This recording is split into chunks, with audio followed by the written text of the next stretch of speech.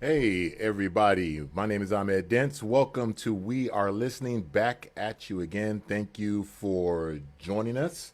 Again, my name is Ahmed Dents, Development and Artistic Associate here at San Diego Repertory Theatre. If this is your first time joining us, welcome. If you have been with us before, well, welcome back. Again, thank you for joining me. My usual co host, my partner in crime, Jacole Kitchen, is not here this week. She is working on the pop tour over at La Jolla Playhouse. So we will continue to march on. Again, thank you for joining me. Spectacular guests joining me tonight. I will introduce them to you in just a moment. Just want to give you a couple of brief announcements. If you're coming into the room, please make sure that you have your camera turned off and your microphone muted. If you know anybody who wanted to get in and they might not be able to get on Zoom, please send them a message. Let them know we are streaming on Facebook Live as well. If you miss any part of this, you have to leave early. Also, remember that this will be posted on San Diego Repertory Theater's YouTube page, as well as La Jolla Playhouse's YouTube page and the Old Globe's YouTube page, as this We Are Listening is produced by San Diego Repertory Theater in partnership with La Jolla Playhouse and the Old Globe. Don't forget, you can listen to this as well in podcast form at San Diego Repertory Theater's SoundCloud page, or you can go on to Spotify and just search San Diego Repertory Theater, and it'll bring up the whole We Are Listening catalog. I think I might be 2 episodes behind, but don't worry.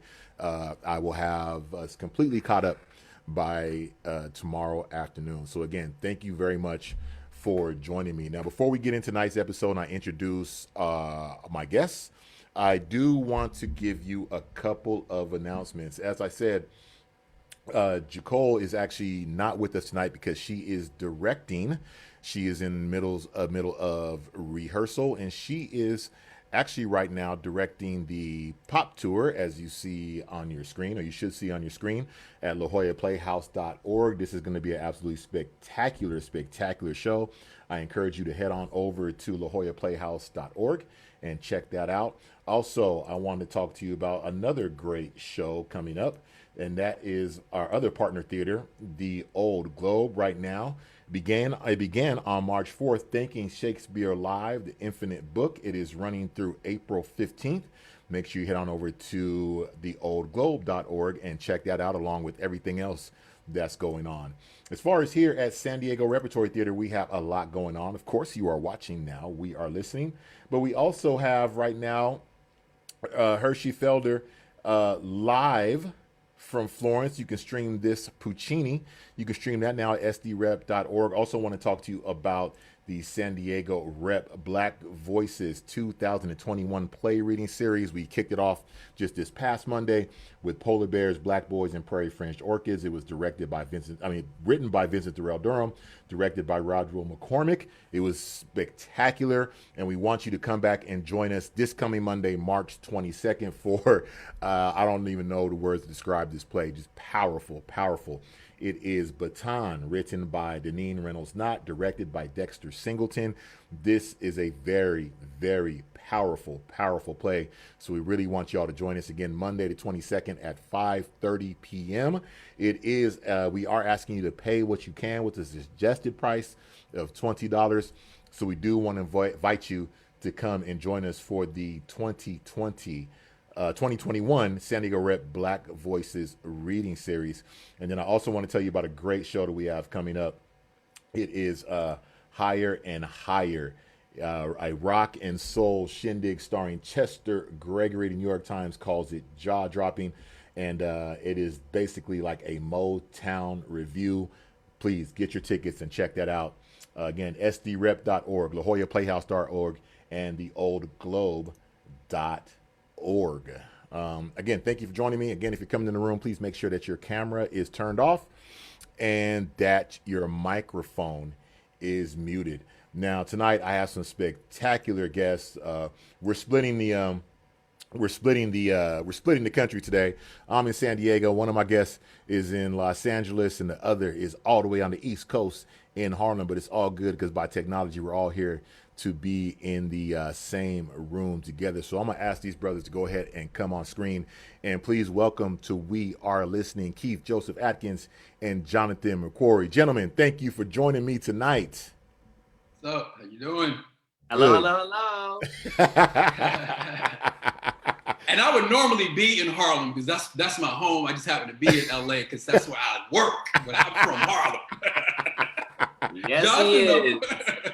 Well, we doing some Public Enemy. We doing some brothers gonna work it out tonight, man, and okay. handle this thing bi-coastal. You know what I mean, Okay. gentlemen? Again, thank you so much for joining us tonight. As the audience knows, this is a showcase of Black excellence. It's a showcase of Black theater, the diversity among Black creatives, professionals, artists in the theater community, and I call it a showcase because, like I said, everything, you know and Miyamoto Musashi says, if you know the way broadly, you'll see it in all things. And I think that's what we need in this world today. We need to be able to see things, we need to be able to see things through different lenses. And that way we'll understand what Absolutely. our differences is, what the problems we have are, and we'll know where they stem from. And for me, when I first got into this industry, my pathway in here, as people know, has been mainly through administrative. I started off with ticketing in the system administration and in the IT. I now work in development. But when I started working in ticketing and I went to my first national conference, I was the only brother I saw who was an administrator in the room. And there was only, out of a conference of 1,300, there was literally 5 other Black people. And I met one sister who was here in San Diego that I had never met before. She worked at La Jolla Playhouse, and Wow. we didn't even know each other. You know what I mean? So Wow. I think it's important that we know and see each other, and that people see us, and then we'll be able to understand what's going on. Mm. Um, I want each of you to give everybody a brief introduction of yourself and how you got into this industry. I'm going to start. I'm going to go left to right. So I'm going to start with you, Keith. Why don't you introduce yourself to the folks and let us know Okay. your pathway in Go this industry and first. how we got here. Absolutely. I'm always going first. Last name Atkins, so they always picking me first. First in the class. Anyway, no. I'm Keith Joseph Atkins. I'm a playwright, screenwriter, artistic director of the new Blackfest, a Whoop, 10-year-old whoop. organization. Thank you. And it's interesting because my trajectory has had many different sort of curves, right? So initially, I wanted to be a weatherman. Hmm. So as an undergrad, that was my undergrad degree, was broadcast journalism, and I was all about being a reporter for whatever network. Got an internship at an NBC affiliate. Didn't love it. Wasn't creative enough for me. Decided to go into a more creative world, so I started writing poetry. Long story shorter, I ended up becoming a spoken word artist, and I lived in Ohio, which is where I'm from. Moved to New York briefly, and then moved out to the Bay Area for 4 years, where I was sort of like a spoken word person. Taught 4th grade. And a friend of mine came to one of my readings, one of my poetry readings, and said my poetry was like monologues. I was speaking in first person, which I was, but I didn't realize they were monologues. And she challenged me to write a play. I did. Fell in love with the culture of theater. Fell in love with being. I mean, at that time, I was right at that time, and still am writing plays about Black people, casting Black people in them. So it was just a great experience just to see these Black people in the room, whatever, saying my words. We had a Black director named Idris Cooper and a Fawoshe from the Bay Area. And I just got bit. I got bit by that bug and wrote another play, ended up going to grad school in Iowa, came to New York, worked at the Public Theater as a literary intern. And my career just kind of like escalated as much as you can escalate as a Black person and as a playwright in general. So I did that and wrote some plays, was commissioned, and then ultimately I came to California to pay off my loans and got me into television writing. And I worked on a show called Girlfriend right out of grad school. I didn't know what I was doing. I didn't even watch television.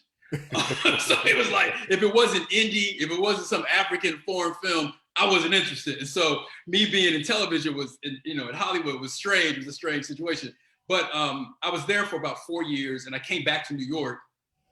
And when I was in New York, I heard the same complaints and gripes and legit concerns from Black theater artists about the lack of representation, the lack of authenticity. when it comes to theater. And so I decided to start a theater organization that in some way or another supported the opposite of that, which means to find abundant spaces and opportunities and encourage and empower each other to create our own sort of paths and our own spaces where we can do our own thing. So that started the New Black Fest. So my life pretty much since then, that was back in 2010, has been juggling the New Black Fest, my own playwriting, and then, you know, TV and film, which I've come back into the last 4 years. So that's why I'm here. That's how I got here. You know, there's obviously much more nuanced, you know, right. Situations on that journey, but you know, we don't have 4 hours. 4 hours. We'll stretch it out. We'll stretch it out, yeah. But I do want to say though, on that journey, I met Jonathan McCrory. He was just out of NYU undergrad, but long story much shorter, once I got the New Black Fest off the ground and it, you know, had some steam, Jonathan and the National Black Theater, when he sort of took over the National Black Theater artistic leadership role, he folded in our sort of anthologies, our social justice component, and that's how our sort of connection sort of came to be. Yeah, so I just wanted to put that up. That's right. Thank you. That's right, Jonathan. How about you? To give us a little bio for you and how we got to this point. Yeah. So Jonathan McCrory. I'm from DC, so I'm a born and raised Washingtonian. When it was still Chocolate City, some people still say it is. But I was there when it was Chocolate City. Right. And born and raised in that kind of cultural lexicon. As Keith said, I went to NYU. I studied at Duke Ellington School of the Arts. Like, I've been in kind of the theatrical frame for a very long period of time. Actually, my initial impetus in life was to navigate the world from a space of an architect. My mom always thought I would be a priest. So I landed in a job where I could do both, where I use a spiritual algorithm that theater is able to actually emote from. And I get to architect programs and actual curatorial seasons that are able to radiate out kind of a psyche and pathology and love and grace and healing that our community needs in the present moment. I get to really create spaces for the Black body to be liberated. And what does it mean to liberate the Black body for human transformation? Seeping, like really swimming inside of the technology of Dr. Barbara Antier, who's the founder of National Black Theater. A profound learning space for me. You know, at the age of 25, I became the artistic director of this and started to helm this beautiful institution, and really began to, with Sade and Nabi and Michael and Abisola, the whole family at National Black Theater, really starting to cultivate what does it mean to be a home away from home? What does it really mean to sit inside the space of creating home for Black artists? And that really, for me, resonated in a couple of areas, which was, what does it mean to create a space for residency so that there's a durational home? What does it mean to create a transient home that allows for micro development opportunities? And then what does it mean to create home that allows for culture to not be policed by its own people, but to be liberated by its people? How do you create the intersection for that actual sensibility to happen? Because, you know, I might not be able to, I will not, and I'm not a racist, but I can be anti-Black. And so then how am I working against my own sensibilities that will then sometimes narrow the aperture of how Black people show up actually? Because of my cultural ineptitude.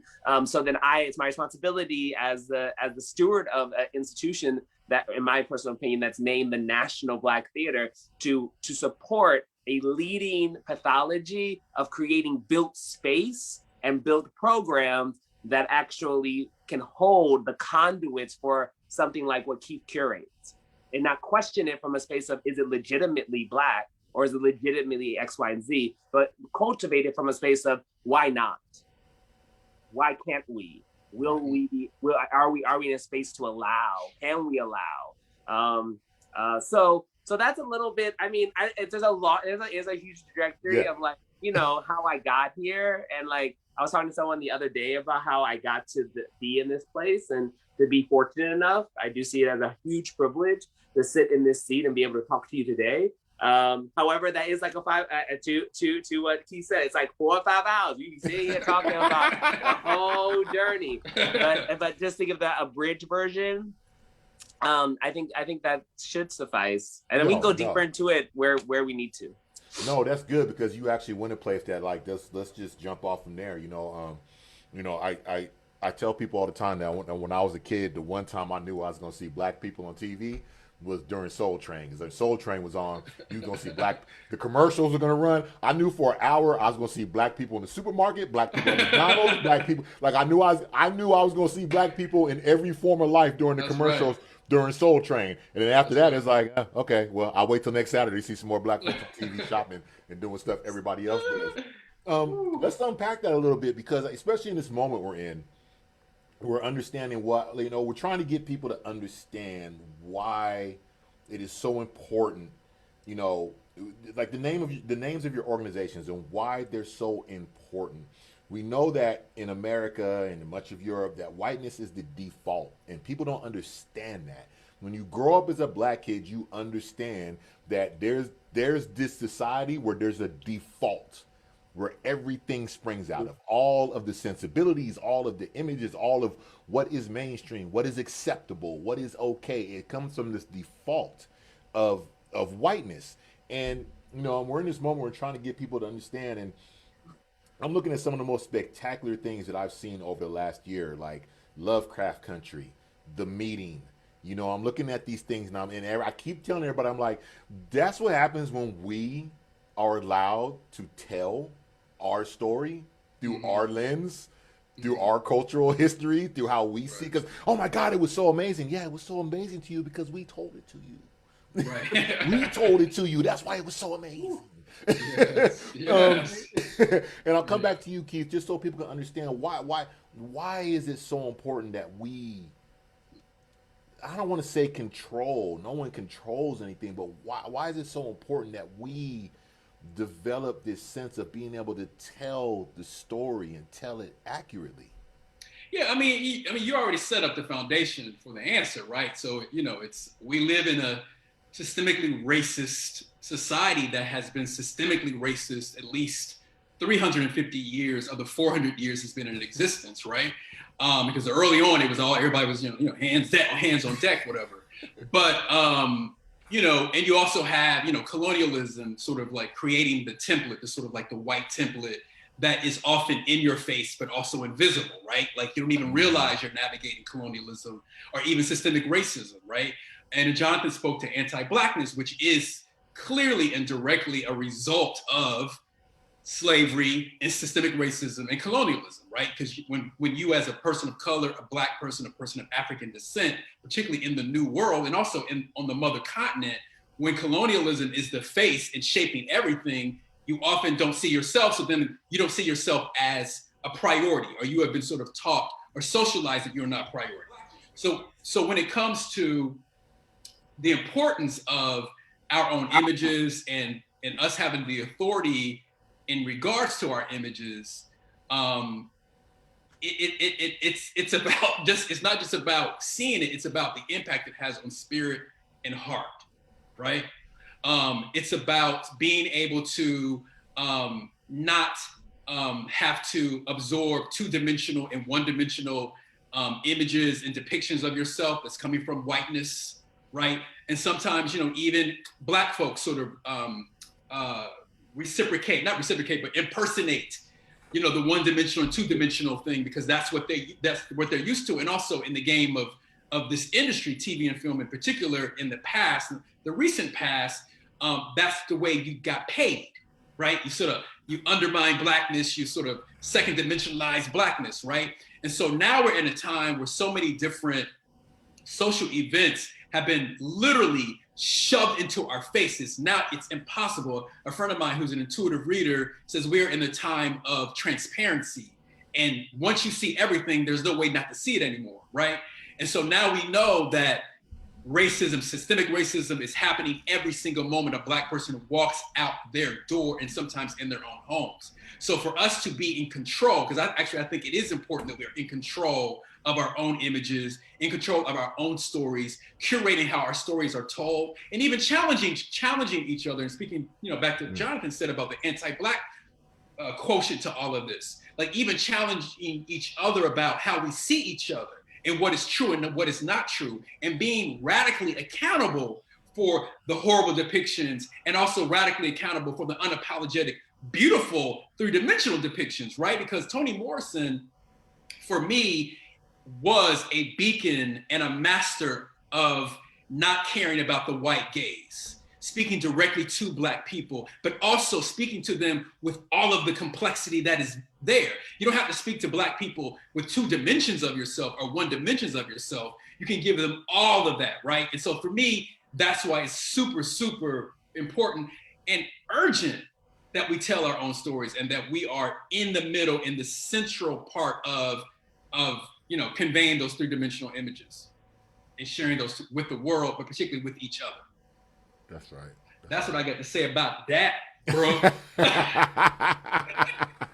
It's funny that we had a discussion about we were talking about some plays a few weeks ago, and one of the things that was said in the meeting was that, like, oh, I don't know about this play because this is just another play about who gets the house. And I was like, for your culture, that's just another play about who gets the house. For Black folks, this is a conversation that's just now maturing, because we were locked out of that en masse due to redlining and everything else. And now when we're dealing with gentrification and we're dealing with all these other issues, and now people are like, hey, don't sell grandmama's house.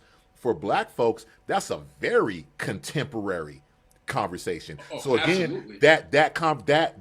that viewpoint that, like, oh, it's another play about who gets the house, like you were saying, that came from that lens. That came from the historical lens that y'all already been dealing with that. This is somewhat new for Black folks in mass. So just to speak what you're saying is that I had to, but there was no one in the room to bring that point before that. Oh, absolutely. Absolutely. And I just want to kind of tag onto that. So like last year, I wrote a screenplay that dealt with generational wealth, right? What we're talking about right now, the generational wealth.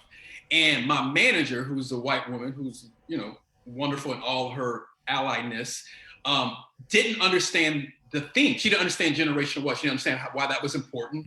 She didn't understand, like, can't you do something else? I was like, no, this is centrally important to the Black experience. Generational wealth, like the fact that you and 4 other people are representing me and not a Black person, has everything to do with generational wealth and the lack of, right? So anyway, I mean, I'm just saying, like, it's really important that, we are in the room, like you said. Yeah, exactly. Jonathan, any more thoughts along that, bro? I know you expand on it a little bit more, but anything else about just why it's important? Like, because you're just trying to, we get it, and even if the parts we don't get, we were able to communicate to each other, very simply and easily, but a lot of people don't. They don't understand why this. I mean, the very act of ownership is the antidote to slavery. The very act of a Black artist owning the capacity of their story, the direction of their story, is a direct antidote and a direct historical blood memory course correction to the kind of selling, the kind of oppression, the kind of historical trauma that is latent inside of our bodies when it came to slavery. So, like, we do not have ample and equal and reciprocal amount of time to own the spaces, to carve out the ownership. We will always be in a slave chattel kind of methodology, where our culture is the direct product of the abundance of another and not us. And then the well becomes depleted. So I think the idea of ownership, the idea of these stories that we love, like even thinking I May Destroy You, like these stories that we love where Black artists sat at the center of their time, owning their narrative, and saying, this is going to be done in my way with my lens. I think that is a part of a very beautiful moment in time where it's not perfect, but it's giving an opportunity of an antidote to 300 years of an oppressive society where we baked into our bones the notion that our intellectual, cultural richness was not ours to own. It was for someone else to make money off of. Mm.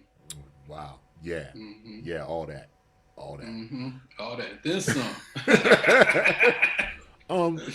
I want to ask you guys about this too, because I've been, like I said, I've gone from working,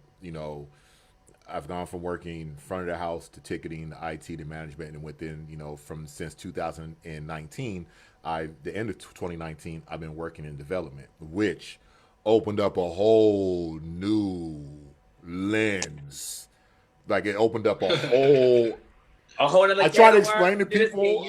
You thought you understood life, and then when you get into development, you're just like, when I started understanding the funding and grants and how we just have not been part of that game, and it's every day it blows my mind.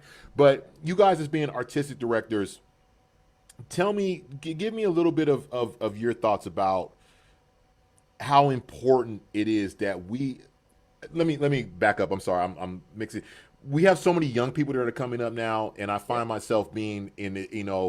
I find myself, now that I've been doing this in these different aspects that I've done, is relaying information even to smaller institutions that don't have the knowledge of what it is to get the funding, how the funding works, how grants work, how all these things work. Can you guys give me a little bit of your insight into what you feel maybe needs to be enlightened to more Black artists, creatives, professionals, or whatever issues you see when it comes to funding and grants, when it comes to funding projects that are Black or BIPOC or anything like that?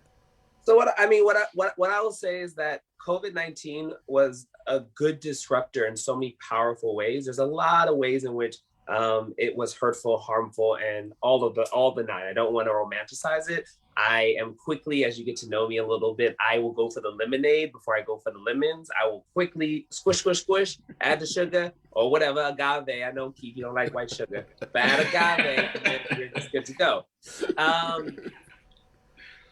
COVID-19 invited artists, individual independent artists, to start to, and actors in particular, if they so choose, to see themselves as fully autonomous CEOs.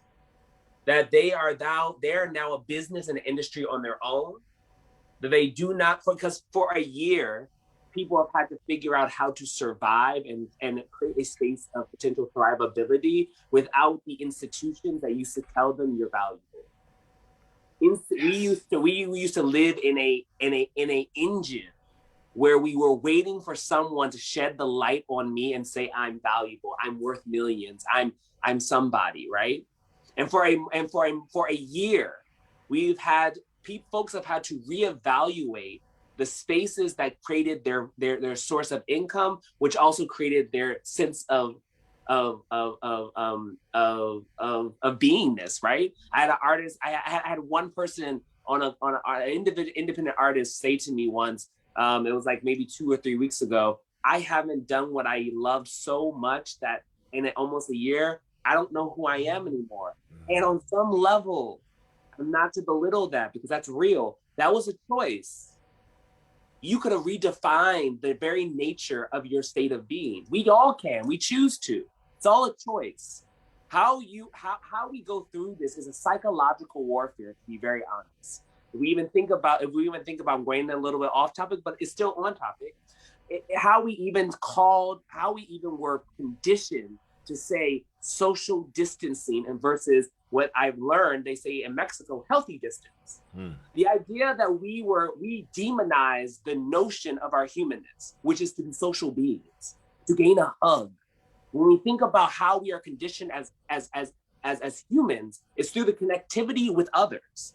And we have psychologically been ingrained to understand that if the three of us were to meet in person, is a violent act, is an act that could kill one of us, is an act that will not allow for us to actually truly be good citizens to ourselves and to the communities that we're connected to. However, if I know the health of my body, and I know that I am a healthy human, and I know the distance that I need to do in order to be healthy, that's a different conversation. Right. That means I'm also having a conversation with the totalness of myself, right? I'm having a conversation to say, how is my heart feeling? Am I healthy there? Am I healthy in my bones? Am I working out? What am I eating? You're having a different psychological conversation that's actually empowering the roots of who you are and not asking you to be socialized in a space of control. And not to say that they knew that this was going to happen, but that is going to be the existential question that we're going to have to combat as artists, as theater makers, as practitioners, is how do we re-engage the psychological warfare that has been ingrained for a year and people have watched that year produce, when they were not social distance and when they were social distance, death, economic poverty, destruction of their very livelihood. And we're gonna have to question that. We're gonna have to challenge that. We're gonna have to be curious about that. And the question is, will we be? How will we be? As Black and brown folks who at some point did not I'll stop there. Yeah, I think he broke that down. Like, because in Latin America, because in Mexico, it makes you breathe. When someone said that to me, I was like, that is profound. The difference between saying healthy distance and social distance. It is. Because the profound nature of a society saying, make sure you're healthy distance, is saying that I understand you as a human means that you need to be in community with each other. You as a human. And that's when, if you think about it, that is the very nature of what the news reports on when like people gather too much together, they're not socially distant. So the notion we have been conditioned and trained in a very, very interesting way, which plays up a question that I think we're gonna have to ask ourselves for the long game, which is how will we begin to receive hugs again? How will we begin to receive family again? Even when we're vaccinated, I have been blessed to get the first dose of the vaccine, and I'm gonna get the second shot, and that's my choice. I know a lot of people are choosing to get it or not be, but I've chosen to get vaccinated. And even with that sense of protection, that known sense of protection inside my body, inside my blood, there's still hesitancy, latency, and wanting to understand how to navigate the very essence of my day being, my sociability, how I interact with people, what my yeses and my nos will be, getting on the train, not getting on the train. And that is mainly because of the nature of how this was broadcast and ingrained into my system. That's interesting because we were having the conversation, of course, as every organization is, but, just having the conversation of, what does it look like opening back up? What are the precautions? And looking at what some other theaters are starting to do, and looking at, some theaters are going to go to a model to where, you have to be vaccinated to come in, or they're going to offer one night, people who are vaccinated can come in this night and people who are not can come this other night. And, just going through, I worked on my first production as a legit actor a couple of weeks ago, and just even, congratulations. Thank you. But with that being my first experience, of course, of watching that process over the years, but now being involved in it, but with the added getting tested this day, making sure you're tested this many days before you go in and shoot, and then the back and forth to how many people can be in the room and the mask on, and then just, like I said, this was my first real dive into this, but just for me psychologically, and now on top of all this, I have to come in one day and film in a set that I have not physically been in, and on top of all that, remember these lines and emotions and all this and everything while you're worried about how far you are for somebody and I got to put the mask on and who can be in the room and who can this, that, and just looking at how much energy that is taking up and how much time that is taking up in our planning to get back to business, to get back to making money, to get back to welcoming our patrons back into the door. You know what I mean? And it's like you're saying, it is a lot of it. You have to sit there and change the language, because you do start realizing how much of it becomes a hindrance to what you're talking about doing, because you have been looking at everything in this prohibitive or negative connotation when the whole thing, like you said, like, yeah, how much different would people be looking at if it was healthy distance besides social distance? Because your mind, we're trained, our mind automatically makes these jumps to what social deal, like, I gotta stay away, I gotta and, you know, it's like, oh no, if we can, then are you good? Have you been back? Who's healthy? Are you good? Have you been? You know, we don't have those conversations. We don't have them. Our conversations have become, I mean, I hate to say it, they become almost boutique, almost like an I voted sticker. But what vaccine did you get? Well, I got this one. How did you feel? You know, and for me, it's almost, I look at that and I get it, but I also be like, we're losing some of ourselves here. We're losing a lot of our human connection. Even while we're looking at getting back together, it still seems like we're almost leaving some of us behind. I just want to pick up where something that Jonathan was saying about what this pandemic has exposed as far as within theater, within artists, which I thought was really important and profound around this sort of idea of being your own CEO, right? Sort of, and how the pandemic has exposed, and many movements have come out of this, the lack of equity, the sort of unapologetic lack of equity and the invisibility when it comes to Black people and the BIPOC sort of cluster. And I really think that for me, you know, when we talk about normalcy, yes, you know, the vaccine is, you know, important on a sort of global level for us to all be able to like function in the world. But then going back to normalcy, what does normalcy mean? Because prior to the pandemic, normalcy was our invisibility, somebody else, you know, a white person directing a Black play and not actually stepping to the side and letting a Black person do that instead, not having that kind of consciousness, like all those kind of things was what was normal. And I'm personally not interested in going back to that normalcy. I'm wanting to, like you're saying earlier in our sort of Blue Room conversation around challenging institutions about these mantras that they sort of started to speak during the pandemic about what we're going to do for Black and BIPOC people and all of that.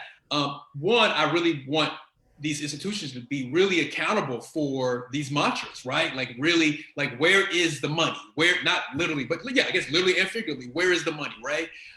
Where is the real advocacy? We see it in some cases, right? We see some institutions are opening doors for Black people to take positions of associate artistic directors or even artistic directors or whatever.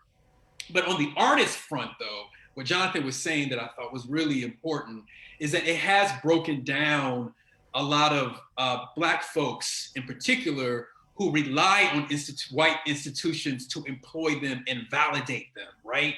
When you think about all the major institutions, educational institutions from NYU to Juilliard to Yale, all white institutions, all sort of supplying our industry with Black talent, right? And then these Black talent sort of following the road of these institutions, right? And so, but then you have the majority of Black artists and Black practitioners who are not from those institutions, who have been struggling day to day just to get an audition, just to have a reading, because this is what their passion is as artists, right? And now this thing has happened, which Jonathan was talking about, that's exposed how much hustle had been going on and how much invisibility that Black artists had to do in order to hustle, right? Like to ignore the racist casting director, ignore the racist artistic director, ignore the fact that the character is one-dimensional, ignore the fact that the character is the best friend of the white person. You know what I mean? Like all these kind of things, like that's the normal. We cannot go back to that. And so now what Jonathan was saying, like the idea of this individual CEO-ship, like what does that look like? I don't really know. I don't know what that looks like. I don't know actually what to say to artists right now about what the future looks like, what the new normal is. I mean, I know there's movements and we can talk about those movements, but I really don't want to, but because there's so many of them, like sort of challenging institutions and whatever, but I want, instead of challenging the institutions, which has always been the thing that we do from 1721, Black folks have been challenging institutions. That's not brand new. We've always walked up into the house saying this is problematic, and we've been chased out. You know what I mean? And sometimes they let us in, and we had something to say. We roll our signature on the card or whatever, the agreement or the law. But so that's not new to us, right? 300 years of that, navigating that, right? But what is newer is empowering each other to look beyond the white institutions collectively, because that also has been happening historically. We also have been doing that, right? Empowering each other, looking beyond the institutions. But now we have to do it, I think, in a much broader sense, like just unapologetically look over the institutions and find ways to create spaces like Jonathan was talking about with the National Black Theater and his passion, creating spaces that allow us to heal, to have joy, where we see ourselves, where all things are possible. You know what I mean? Like, that's, for me, like, that's where I am, and that's the questions that I have as far as like this new normal, you know, with the vaccine, you know. Right, right. Because the other truth of the matter is, I mean, like, history is our greatest teacher in this moment, right? When we think about what a return looks like, we talk about coming back to normal, and there is no coming back to normal, because if we think about what happened with 9/11 and flights, right?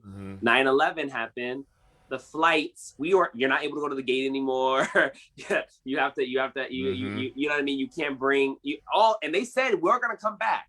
There was all this thing, there's only going to be some rules for this one moment in time, and then we're going to return back to the old ways, and we're going to fly around the way we used to. And now the globe has changed its way of flight because of that one act. And so I actually say we all should get really comfortable being uncomfortable for a very long period of time, because that was a singular act in two isolated cities that was devastating, yet impacted a global ecosystem. This is a global pandemic. Right. But Jonathan, Black people, our whole makeup is navigating uncomfortability.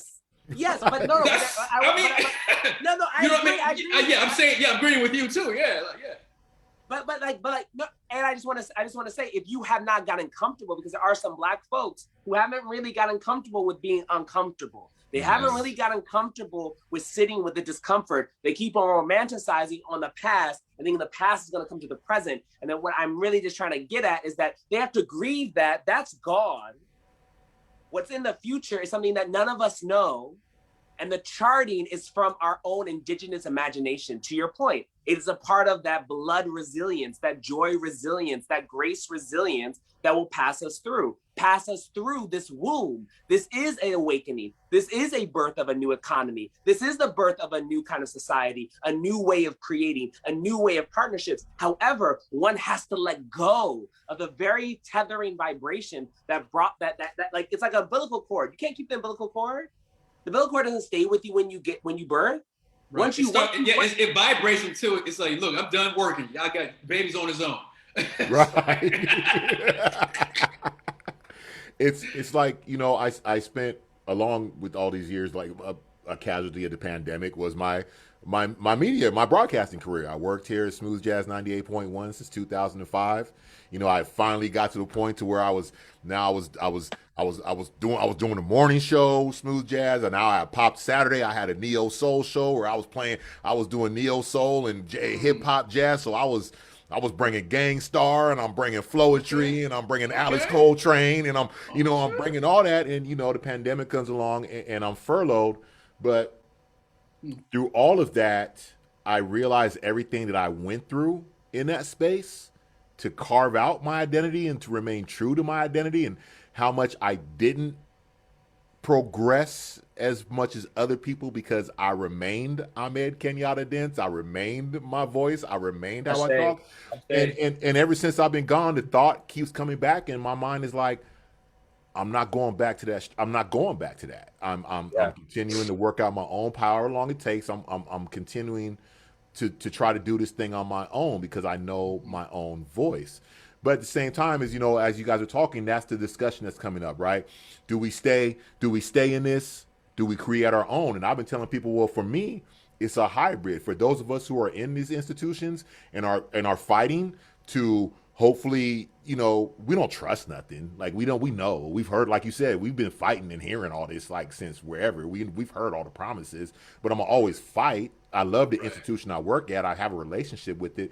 But for me, it's a hybrid. And so I take everything I've learned and everything I'm learning, and I take that to the San Diego Black Artists Collective, this collective of young blacks who are not tied to organizations, and they're trying to find their way individually. And so, but I understand the gap of the institutional knowledge that they don't have and that smaller organizations don't have. And for me, it's like, well, if I'm here and as long as I'm here, I'm going to take everything I learn and the resources I have in this system and I'm not encouraging them to come jump in this system, but I'm going to take what I learn. They're like, hey, these are the tools that the big boys use. This is what this looks like, and give it to them. You know what I mean? So I see it like as a hybrid. It's like, yo, we take what we're learning here and we pass that on to the younger and the independent so that they can build upon those tools and be a part of the game as well. You know what I mean? Yeah. And go ahead. No, I'm just going to say, like, I think that there's a certain, I think both of you have used the word resiliency. There's a certain level of resiliency that this new generation needs because, you know, the historical pattern, right, with Black people is that there's some big event that challenges our humanity, challenges our safety, and so we migrate, right? We either physically migrate, we spiritually migrate, and we build new institutions, new spiritual institutions, new religious institutions, new home institutions. And then once we're in this new space, and for the sake of the conversation, a physical space, say Chicago, we are able to open up all of our mom and pops. Everything that we've always wanted to do, what we couldn't do in the safe space, in the normalcy, we can now do in our own new normalcy. But then this pattern of that is that whiteness as a systemic entity will come in and then dangle opportunity and abundance in front of those mom and pops, and then the mom and pop shut down, and then we're back into the same pattern again. And so I'm just saying that it's also important, we talk about resiliency in the new generation, for the new generation to be informed and so encouraged to not relinquish the importance of a new normalcy, the importance of keeping your own voice, the importance of authenticity, right? Like that's the danger. That's sort of like the gray area that Black people always have to sort of navigate. And like the pandemic, it's going to show up again. And it's kind of showing up already. Yeah. I'm sorry, Jonathan, I didn't mean to interrupt you. No, I'm not quite. We all vibing on the same. We on the same vibration. I was only gonna add, uplifting everything what everyone's saying, and just want to add this one POV lens that I do see Black artists doing sometimes, and I just want to say that, like, yes, learn the tools of the quote unquote master. However, do not adopt the tools to the place where you become the master, right? And that's when the oppression just has a different face to it, but it's still oppression. And I just invite, if we were to look at a lot of our indigenous practices, they awaken a essence of not calling people out or things out. It's an indigenous practice of calling a lot of things in, like getting really soft, really getting intimate with ourselves, allowing that intimacy to create a kind of a pressure point that might actually name where you were also wrong in that process, how you also were the person to attract such a violent act. In the old normal, right? Yeah. Right. So I just think, I think as we start to populate this kind of, I really do think it is a new economy. As we start to populate what this new economy is, it is the most profound, level-setting, a catalytic game changer that can actually help us not to replicate patterns of systemic hurt, systemic pain, only if we are awakened enough to listen to that vibration that is us. The thing that is not like it's so it's actually really quite beautiful to think about. Like when you were born perfect, whole, and complete, you were conditioned to think that you were not. Mm-hmm. So then my question to you is that then how do you return back to that wholeness? What is your quest to returning back to that perfect, whole, complete understanding and ownership of yourself that allows for you to understand? Like for me, I was born with dyslexia, ADD, and something else. My writing used to be awful. My speaking used to be awful. That is where my blessing is, though. I learned how to acquire, how to utilize that thing that was my disability as an elixir to allow for my gift to shine through. So like, in what ways are we doing that? In what ways are we leaning into that curiosity? In what ways are we allowing that thing that we shun away from, that we live in, that we tuck away in the dark corners of our psyche, of our being? In what ways are we allowing for it to have light? What ways are we allowing it to have room?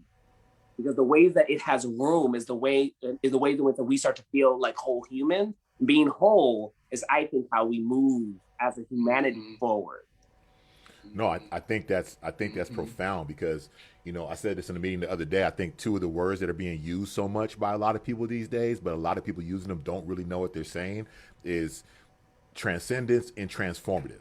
And people say transformative, and my mind goes, do you know what transformative means? And like, the conversation we're having is, I think that we need to get back to this in the arts. Like for me, like even like you're saying, language, I've been trying to change something I've said all my life. And I heard Alan Watts recording the other day, and it blew my mind, where it was basically like, stop saying you were born into this world. You were born out of this world the same way a flower is born out of the ground. Those little things, people might not think that's a lot, but that's huge when you think about the difference in that language. Stop saying you were born into this world from some other place. No, you were born out. You were born out of this, just like a seed out of the ground. And so when we start having that again, and you know, my vision for philanthropy with theater is also like, yeah, great, we get the grant for this show, we get the grant for this project, we get the grant, but we also need to, you know, I speak to it here at San Diego Rep. We're downtown. We're in this footprint right in the middle of downtown San Diego, and many of our patrons for years have had to step over homeless people to get to their seat. They've had to step over homeless people in whatever parking garage they parked in to walk down the street and get to the theater. So for me, it's imperative that we develop in our funds and in our grants and in what we do and where we spend our time in not just the physical aspect of this place we inhabit, but how are we being a neighbor to those who other of those who inhabit this space they're in? How are we being a neighbor to the organizations that are struggling on this footprint to take care of and feed and provide haircuts and provide supplies to the homeless people that we drive by and wave at every day, that we have to walk around on the sidewalk in order to get in and get to the show? How do we provide that? How are we serving the youth of our neighborhood? How are we serving them by strictly having all volunteers or all internships, when we have people who have the same passion, but they got to decide between volunteering at the theater or going to work at McDonald's or going to work at Starbucks? It would be great if they could come in and learn how to usher, if they could come in and work behind the concession stand, if they could come in and shadow somebody in the box office, and starting off on that same type of totem pole. But now they're not having to do this. They're able to come in and the thing about this, when you come into a theater at that age, at that place in life, then you are learning how to deal with people from different classes, different economic sets. You're learning different communication skills. You're learning a wide variety of people that come into the theater. And I think those things seem very small, but they're huge in the long run. Right. Huge. Right. I mean, the one thing I was just going to bring up when you talk about transformation is, again, I'm going back to nature. Nature gives us a great example of it that I love to point to when people say they want to have a transformative experience or be transformed. I am like, do you want to turn into a butterfly then? Because a caterpillar turns into the butterfly. It goes into a cocoon and transforms. The very nature of it transforms. The only thing that is left is its essence, right? Inside that cocoon, bones are structured. Inside the cocoon, wings of color that were not originally there are formulated. Inside the cocoon, membranes are now having conversations with other membranes in ways that it never did before. So if you want to go through a process of transformation, if you want to lean into the creation of transformation, you have to have a conversation with who is the genesis and it's going into it blindly. It's not so, it's going into it from an intuitive understanding that I just want to build a cocoon. I just want to build something. I just want to navigate through something in a natural way that it's in concert with the world. And from that, we get butterflies. And from those butterflies, like it's the butterfly effect, we have the potential of having tsunami, having like because of that flapping of that wing from a singular butterfly. That is transformation for me. When I think about, I say I want transformation, I want human transformation, I want to go through that genesis. I want to assess, and that means that then I, as the individual, that's the next question. I, as the individual, not the institution, have to then go through that process so that I could be a vessel of example for then the institution itself. How can I dare ask the institution transform if I myself am not going through a transformation? Yes, I'm absolutely. not then giving the space to let the institution even know what that looks like because I haven't done it for me. Right. Mm-hmm. Right. I want to pivot a little bit, and I want to tell everybody who's listening, if you guys have questions for Keith or Jonathan, throw them in the chat.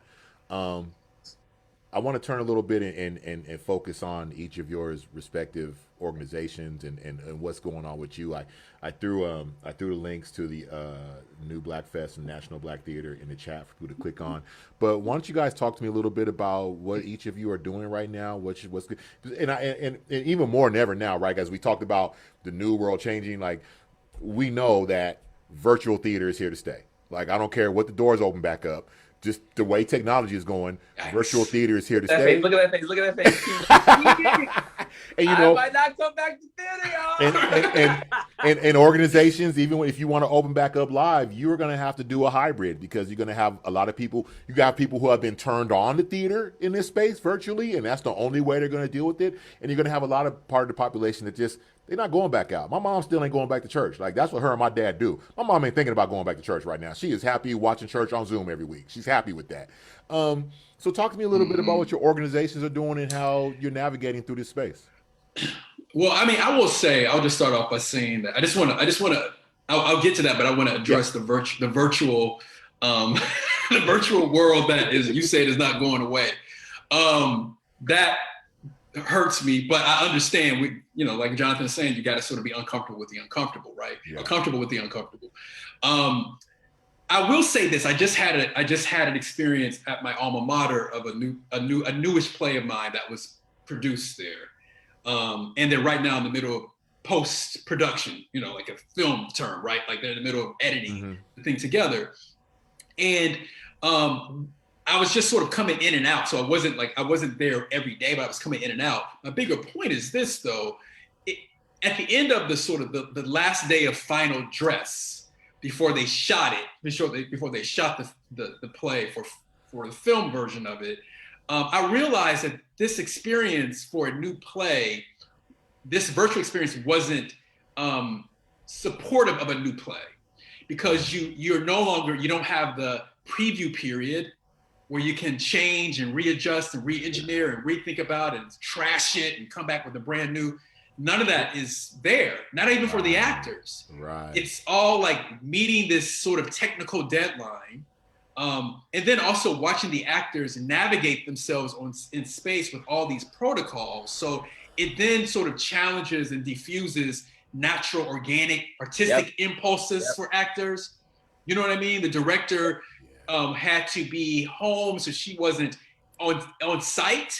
So she was sort of navigating and sort of conducting from a Zoom frame while they were all on stage in math. So it was very, very interesting. So I just wanted to bear witness to my concern about particularly new plays in the virtual space. I think it's a curious thing. But to say, for me, like right now, like this past year, we normally have our festival every year. We're in residence at the Lark Play Development Center in New York City. Have been for the last, I think, 6 years now. And so every spring we have a festival of new plays. We have six or five new playwrights that we, sort of showcase for like 5 days, and they present to an audience, and people come, and Black parishioners and audience members and lit managers and artistic directors, all that. It's a beautiful, beautiful time. But this year I didn't want to do it because I wasn't sure what to do. I wasn't sure what people were going to be writing about. I didn't want for all the plays to be about COVID. because that was on the the front and the top of everyone's mind and hearts. So I was like, I don't know what to do, and so I sort of put that on pause. So I just put the festival on pause until we come to a place where there's much more kind of security around what this new normal could look like. But the great thing, though, is that the Apollo Theater, thankfully to Camilla Forbes in particular, created this sort of commissioning program, and the New Black Fest was commissioned to commission other writers to help kick off their new season at the New Victory Theater, which is going to be their new play space, their play space. So I was able to sort of like commission writers to write pieces for this new kind of venture there. That's been exciting, just to sort of collaborate with these thinkers and these artists. But again, I wasn't sure what to prompt them to write about. I say, do we write about survival? Do we write about institutional racism? And so it literally, like, as of 2 weeks ago, maybe 3 weeks ago, I finally said, maybe you guys should just write about whatever's going on in the world, because now it feels like everything is going on at once, but it may change next week. It could become the pandemic again. It's a really interesting time, I think, for artistic directors in particular in my institution, to try to figure out what to do. Because I don't want a Zoom experience, but that may have to be where we are, Yeah. I'll say that it is a very interesting time to curate. I'm really sitting with what is my role as a steward of influence. What is my role as being a culture shaper? And how am I being responsible with the knowledge that I know intuitively around the condition and psychic space that I've gone through since this pandemic, and I only can imagine my community has gone through 10 times fold in light of it. So I've really been sitting with that. MBT is in a really interesting space. We just, people might not know, our founder, Dr. Barbara Antier, bought a city block. And that city block is where our permanent home has been for the past 52 years. And that home is in the process of having a total facelift. We, during the pandemic, had to move out of our building. So we had to pack up all 62,000 square feet of space that we occupied, put it into storage.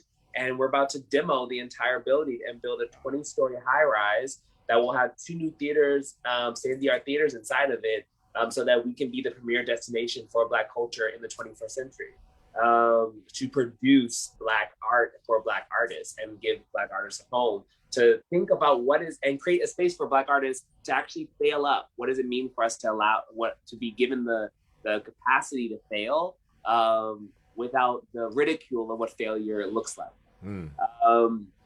Because without that kind of failure, how can we actually ever grow? If you think about if we all were to think about how we got here successfully, there probably were many moments that we don't necessarily talk about that were failures, that honed and sharpened like iron, the precision, the focus, the dedication that allowed us to leap forward. Well, what would happen if a space just said, it's okay, I'm gonna give you this money, and it's okay if you fail. It's okay if you stumble. Just know that I'm gonna catch you. I'm gonna be with you every step of the way. And we're gonna do this together. This is gonna be a co-collaboration. So that's one major project, is building a brand new building, which is completely exciting. In concert with that, we're doing programming. Who thought? It's crazy. Ridiculous. Who does this? I don't know. So the National Black Theater. That's so we have some works that we're going to be doing during the summer. We're doing some outdoor theater in partnership with some institutions that I don't want to say it right now because it's not public in the world, but we'll be doing some of those public works outside for the public to be able to enjoy. What is known or publicly out there is that we are working on a rolling world premiere of a brand new work called Dreaming Zenzele. That will travel from St. Louis to the McCarter to a spot in New York. So National Black Theater is the nonprofit on record and been working on that show for almost about a year now. And we have been steadily working with every producer to navigate the rolling world premiere of that. What I would additionally say is that MBT has really invested in the technology needed to do radio plays. To Keith's point, we're not necessarily interested in doing new play development on Zoom or creating films per se. We love the idea of doing micro digital commissions, so providing artists fees and money to basically go out in the world and create something that we can digitally put in space. But when it comes to new play development, we're like, if we're gonna do it, let's do it as a radio play and invest in what a radio play might be like, so that we engage the senses of the sound, we engage the senses of the imagination. We don't necessarily bog down the creative process by trying to become now a film studio. So we are planning to we're planning to do a radio play, Hands Up. Oh, that's right, yeah. I told you. Come on, that's what it was. You're supposed to like already. We had a conversation. Yay! Sorry, brother. I mean, yes, great. I am planning to direct it because I directed it originally when we did it many moons ago. So I'll be directing a version of a radio play of Hands Up, and we have a residency program that we're invested in. We have 5 playwrights that we expanded our residency program to have 3 playwrights instead of 2 playwrights. COVID was more of the great disruptor than we all thought. So we weren't able to graduate our 2 playwrights who were already in our cycle. So now we have 5 playwrights, and now we have 2 directors, which is more artists than I'm used to us having to nurture. So we have paused. We're putting a pause on our residency application process so that we can invest deeper into the artists that we currently have, making it a more durational relationship with them, so that we actually manage and take care of who's in our flock already. So, I mean, there's a lot of exciting things happening at MBT. It's a great opportunity, and it's a privilege and an honor. And it's also daunting as hell, because like you're just like, I cursed, but it's daunting because like, when you go to a theater, this is what I'm doing. This is what I like. I look at these drawings and it all feels like a video game. I just want to say that.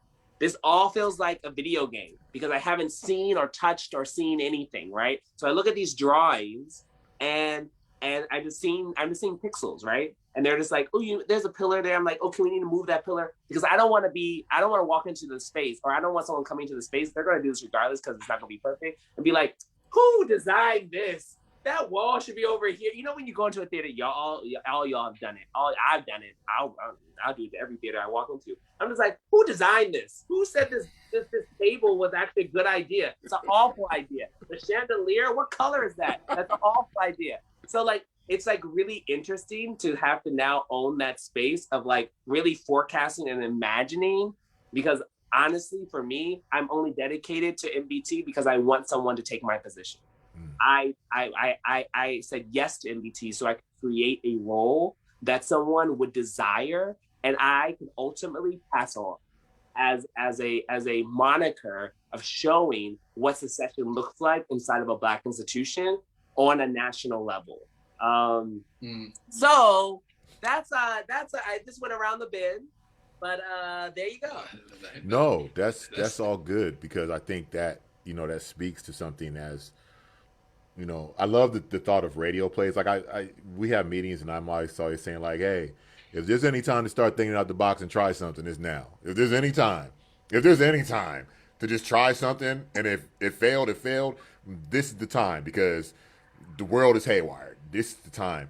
I do agree with you. I do miss walking into a theater and watching a production develop. Like I miss watching it and see rehearsals and then watch the previews and then see how everything changed and the reaction to the audience and what worked and what didn't work and what sight lines didn't work. And then when opening night comes, it's like, and you watch the cast just on opening night just hit it, and you're like, oh, wow. I do miss, so I know that is, like I said, my experience that we just did. We went through a month of Zoom rehearsals, and then we walk into the space, and it's like, oh, this is it. We filming today. Whatever we do today, That's it. It's out. Right. Yeah. It's a wrap. You know. So, Yeah. but I do love that the hybrid of being able to say like we're gonna do that traditional model. And for those who don't want to come out, okay, well then you watch it virtually. Like we'll go through this, and there'll be people who come and watch it live, and then we'll also offer a streaming version of that, and that's fine. I love the it's not new, but I love the experimentation with bringing back the radio play. When I was a kid, my dad listened to all I sat there and listened. You use your imagination and you get so engrossed. And if you do it right, it's just like you see the story in your head. And I think I'm a podcast guy. I'm one of those people who will sit there and listen to a 3-hour podcast. Some people think I'm crazy, but no, I will sit there and listen to people talk for a long damn time. You know what I mean? I think there's a lot of people out there who will get back into radio plays and listen. I mean, have we looked at Clubhouse? I mean, Clubhouse. Right. Clubhouse for 12 hours a day. 24 hours a day. I mean, just like, I don't know how they, but they do. So it's just like, if you can do that, you can listen to a radio play. Right, exactly. I mean, I will say though, like if we are going to really put our foot into this virtual performance culture, virtual production culture, I think that we need to then fold in the film and television industry because I think I say that only to say that we're asking for theater practitioners to become filmmakers. And we've seen what the problem with that has been as we It's unfair. It's absolutely unfair for a theater director to suddenly try to figure out shots and camera angles and all these things. And then between SAG and Equity and the battles going on there, and we had production, we had stage managers being left out of the whole mix because SAG is like, well, we don't have stage managers. Right. But you're filming, so you need to do this to our rules. Like, yeah. Right. And editors coming in and post, like helping the director shape the final production that's going to be zoomed out to the world. You know what I mean? Like you need a legit editor. Yeah. It's interesting. It is. It's very interesting. Look, I don't want to keep you guys too much longer. I know, look, Johnny, I know you on the East Coast. I know you getting close to what? You getting close to 10 o'clock? Yes, I am. But look, before I even get into this next thing, I'm gonna I need y'all to come back. I need y'all. Like I feel like we could have had this conversation sitting in a bar or somebody's living room and carried this. You know, like I'm really gonna want you guys to come back, and hopefully I can wrangle Freedom to get his butt on camera. Yeah, tell Freedom I'm demanding him to show up. Stop playing all your life. He can bring the babies. Come on now, you bring all of them, not just one, all of them. All of them. Oh, I do got a question that just popped up. Let me go to this. Considering how we have survived the pandemic without theater, as well as its entanglement with white supremacy, elitism, hypercapitalism, why theater now? Why this medium rather than, say, TV, film? Like, I guess someone's saying, why now? Like, why? I guess there are people out there who are probably like, you know, because we're looking at, I know here in California, we are the last on the totem pole to do anything. We got folks getting ready to go to baseball games. The restaurants are back open to a certain percentage. People can go do this and do that. Theater is like, we'll talk to y'all in a couple months. We're not even thinking about y'all for whatever reason. So I guess their question is, why theater now? So I think why theater now is because we haven't truly breathed. We haven't truly felt intimacy. We haven't truly started to understand the nature of space and space as an actual enclosed space, but outdoor theater as well. Theater is one of the only, theater is likened to church, let's just be very honest about it. It is church on a lot of levels. And it is a way in which that doesn't necessarily propagate or translate a doctrine per se, like a religious doctrine or something like that. It allows for a kind of democratized notion of ideas, of cultures, of personalities to be done in real time. A film has been shot 1,000 times, or has been shot at different angles, has been spliced, has been cut, has been manipulated, and all its great and wonder to create a perfect vision of something. Theater is one of the only spaces in a creative context, where in that one moment you're seeing something that will never be replicated ever again. You're beginning to understand the preciousness of time. You're beginning to understand the preciousness of human ingenuity. You're beginning to understand the resilience of how the body can bend beyond the notion of our limited scope. So why theater right now? Because I actually do think that we need to get back in touch with the very notion of breathing in someone's very presence and allowing that presence to have an intimate connection to us, and for us to see the other people next to us who might be our strangers, who might be our friends, who might be members of our community, being viscerally impacted, so that we also can start to understand how interconnected we are to one another, and not in a socially distant way, but in an intimate kind of connected way. Now, it is also the most violent space at the same time. So how do you reclaim a violent space? How do you reclaim a space that's been known as violent? They've called theater in New York City the super spreader. They're not calling the Yankees game a super spreader or the museum the super spreader. They're calling theater the super spreader. How do you reclaim? And that means also that it's it's a powerful space. It is a space that changes the hearts and minds of folk.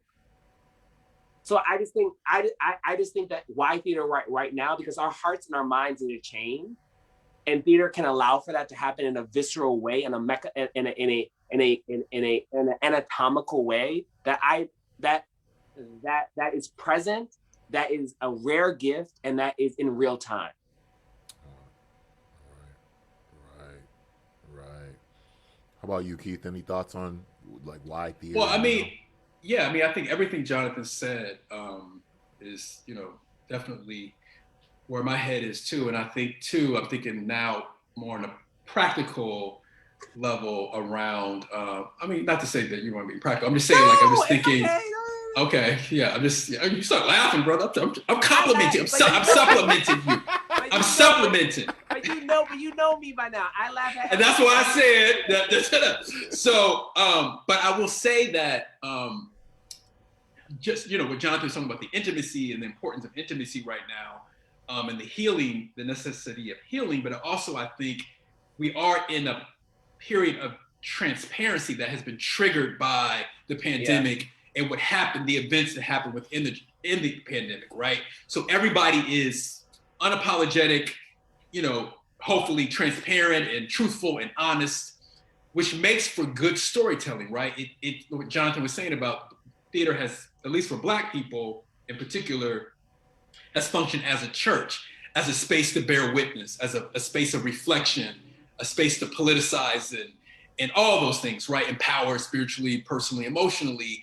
And I think that so many of us have seen so much and lost so much, and hopefully have evolved to a new level of understanding about ourselves and each other, that now is the time to hear those stories. Because those stories, like Jonathan was saying, will help in those spaces where we're around each other, will help really propel us forward to where we need to be in this point in time in human history.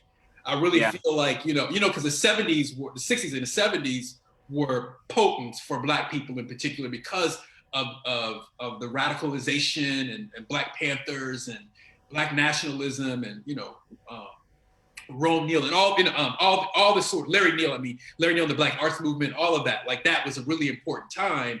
And those stories were pertinent and potent to that time. And so I feel like right now we are in a similar situation where the stories that we have to tell, people are saying unapologetic stuff everywhere you go, on corners, in the store, Walmart, at the gas station. I mean, theater is happening all around us. And so I think we as practitioners, and even what you were saying earlier about like parishioners walking through the parking garage and having to step over the unhoused and the homeless community, like, now is the time to give voice. Let the people speak. Like, that's what a theater is. If you stop and listen to one of those brothers and sisters who are unhoused and hear their story, like, that's the theater. Like, that's what we need to be right now. And if these larger institutions are going to really like play a part in this new normal, then they need to be on board with the folks who are on board about bringing voice to all the things that need to be said. You know, it may just be the period of time, in all honesty, where we are just saying the shit that's coming off our chest and our hearts. Like, it just made me theater just an hour of just like me just ranting about 2020, you know. Right. And maybe in 5 years we can get back to mother and father are talking about the chicken, and the girl comes home with her new girlfriend. You know what I mean? That doesn't seem as urgent. Facts. That's what's happening right now. So I'll testify to what both of you said just with this simple anecdote. It's going to sound crazy to some people, but I saw Porgy and Bess when I was 12. And then I was front row for the Fresh Festival when I was 13. Yeah. So I don't know who I am without those two experiences live in the house. I don't know who I am if I'm not a young man, a young kid, seeing both of those things live. I don't know who I am today without those. That live, it's like you're saying, that intimacy, that seeing that thing. I know in 1985, I know I was in a select group of people who were in the San Diego sports arena at the dawning of hip hop, who saw the Fat Boys and Grandmaster Flash. I know that I shared that experience, and I can't find no video or nothing of that anywhere. I've looked, I can't find none of that, but I know I was there. Yeah, I know what it did for me. I know what my mom and dad taking me to see Porgy and Bess did to me at 12. I know what it did. I saw black people doing opera, and before that, I didn't even know what that was. I didn't even know black people and opera went together. Yeah. You know what I mean? Yeah, So we go with everything. I just want to testify to what both of you said with that. Right. Look, you guys, I don't want to keep you. We're coming, but 7 o'clock, 10 o'clock for John. Look, I'm going to need both y'all to come back. I need both y'all to come back and continue this thing. And, man, I wanted to stay. That's one thing this pandemic has done. It has allowed many of us to connect on a level that we might not have without this. And this has been one of my favorite conversations. I thank both of you for coming on board. Look, everybody, I threw the links to their organizations up on the in the chat. If you miss it, don't get it, send me an email, adents@sdrep.org. Find me on social media at Ahmed's Voice. I'm easy to find. Find me. I will link you to these brothers. Look, Jonathan, Keith, thank both of you for coming on, man. And we're going to put the pressure. I know Jacole will be back with me, but we're going to put the pressure on Freedom to get out of his cave and get on this camera and get in this conversation with this, man. That's right. Look, you guys, thank you so much for joining me. I'll be in touch shortly. Let's stay in touch. Let's keep this thing going. Thank you so much. I want you all to have a good night. And everybody, thank you for sticking with us and watching us tonight. And if you missed any part of this, and I know this episode needs to be shared with your friends who didn't watch it, don't forget, it'll be, as soon as we wrap this up, it'll be on San Diego Repertory Theater's Facebook page. It'll be on our YouTube page tomorrow. It'll be on the Playhouse's YouTube page. And it will exist in podcast form on Spotify and the San Diego Repertory Theater SoundCloud page. So, Jonathan, Keith, thank you very much. Thank you, all of you. And we'll catch all of you on next time. And we are listening. Thank you. Have a good night, y'all. Thanks. All right.